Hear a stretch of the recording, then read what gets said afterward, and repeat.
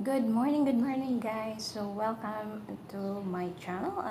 You're watching the Bolak. So guys, if you are new in this channel, please don't forget to subscribe and hit the notification bell para magiging updated ka sa mga coming videos natin in the future.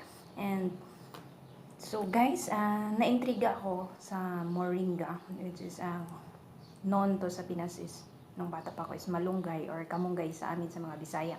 So, naintriga ako guys kasi dito sa Saudi is nakabili kami sa tindahan is cost 10 real. So, ito lang siya, yung 10 real guys. Sobrang liit lang po niya talaga guys. So, kung makikita niyo ito po siya yung moringa.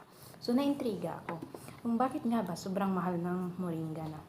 So, na dati is ano lang to, tinatawag lang to na pagkain or gulay ng mga mahihirap sa Pinas, di ba?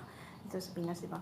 Kung magkikita ka ng gulay ng malunggay sa Pinas, so kadalasan dati is, naalala ko pa yung kapitbahay namin, sinabihan yung mama ko dati na kumakain kayo niyan yung para daw kulay na kulay, kasi yellow yung kulay ng tubig niyan, yung sabaw niya, di ba? Pag maggulay ka ng malunggay, so para daw kulay ng ihi. So, never mind na lang, di ba? So, ganyan naman talaga yung buhay kasi kanya-kanyang diskarte para lang mabuhay sa mundo. So, ito guys, na-intriga ako. So, 10 real equivalent to 135 pesos, something like that. O kung tataas yung rate ng real is abot siya ng 140 or something like that. So, kunti lang talaga yung laman guys. Tingnan nyo, hindi siya po puno. Tingnan nyo siya guys. So, ito talaga siya. So, ayan, ito yun siya guys. Ito yung dried leaves ng malunggay, ng moringa.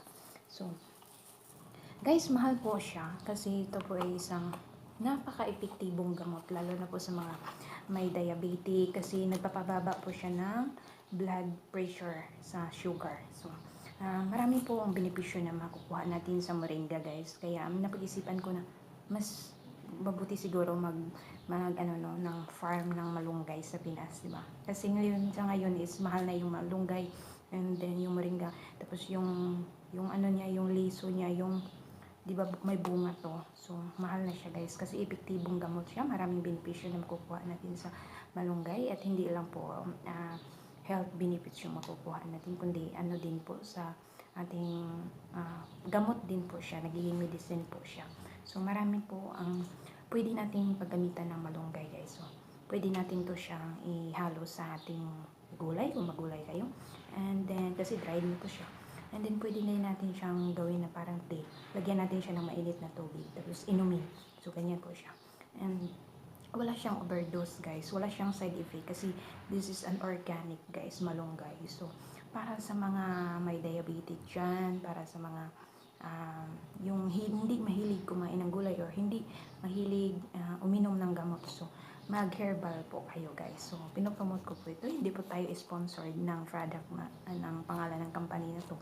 But, gusto ko lang po i-promote yung malunggay guys. So, ayan po. Thank you so much for watching my video and ayan, stay tuned po para malaman mo kung ano yung mga benepisyo ng malunggay, ng moringa. So,